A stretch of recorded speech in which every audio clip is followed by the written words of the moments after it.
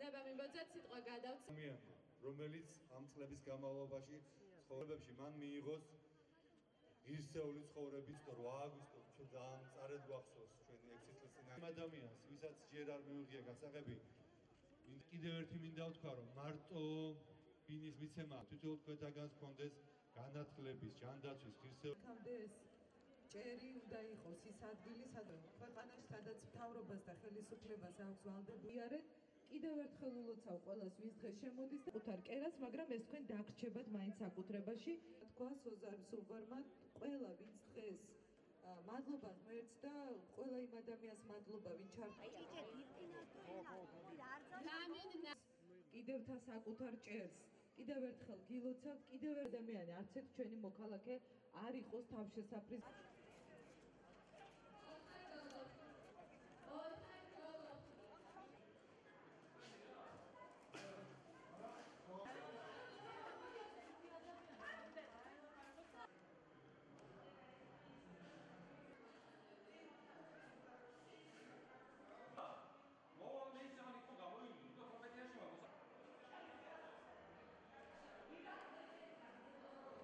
ორასოთხმოცი ოჯახი დაკმაყოფილდა დღეს ბინით და წლის ბოლომდე 700-ზე მეტი ოჯახი დაკმაყოფილდება კიდევ. თუმცა კარგად გვესმის, რომ ყველაფერი ზღვაში წვეთია, იმდენად ბევრ ადამიანს სჭირდება ბინით დაკმაყოფილება. მომავალი 2 წლის განმავლობაში სახელმწიფოს მიერ გამოყოფილი თანხა ძალიან სერიოზულად იზრდება ამ ბინების გამოყოფაზე. სამწუხაროა ის, რომ დონორები, რომლებიც წლების განმავლობაში მუშაობენ პრაქტიკულად უკვე და ჩათვალეს, რომ მათ ისინი იმდენად დაეხმარნენ საქართველოს მეტად აღარ უნდათ დახმარების გაგრძელება და სამწუხაროა ის, რომ ამ თანხების მნიშვნელოვანი ნაწილი არ მოხმარდა დევნილების სახლების შედებებად. მარტო ერთი რამე მინდა ვთქვა.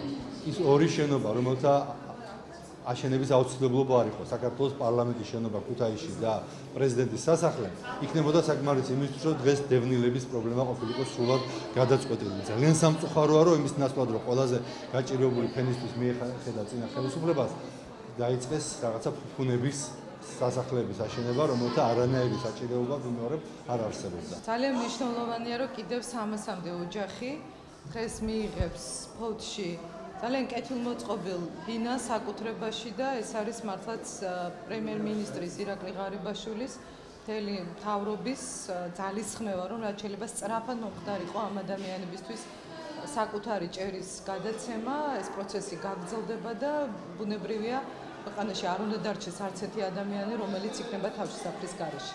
ფოთში დასრულდა 7 ახალი საცხოვრებელი კომუნიკის შენობობა, მუნიციპალური განვითარების ფონდი ახორციელებდა შენობობას და ევროკავშირის დაფინანსებით იყო ეს პროექტები. 280 ოჯახს გადაადგილებულ ოჯახს გადაეცა დღეს უკვე ბინები. ჩვენი ხელისუფლების პრიორიტეტი არის და დარჩება მომავალშიც ამ ხალხზე ზრუნვა და წლის ბოლომდე ქალაქ ზუგდიდში დასრულდება 10 საცხოვრებელი კორპუსის შენობობა, სადაც დამატებით 320 ოჯახი დაკმაყოფილდება. Ყველგში დიდი მადლობა ბატონ სუბარს, თითოეულ იმ ადამიანს, ვინ გადმოგცა საცხოვრებელი ფართი, მიწევდა სხვის სახლში ყოფნა, ვიცვლიდი ბინას, არაერთხელ გამომიცვლია 5 წლის გოგოსთან ერთად. ყველას მადლობას ვუხდი.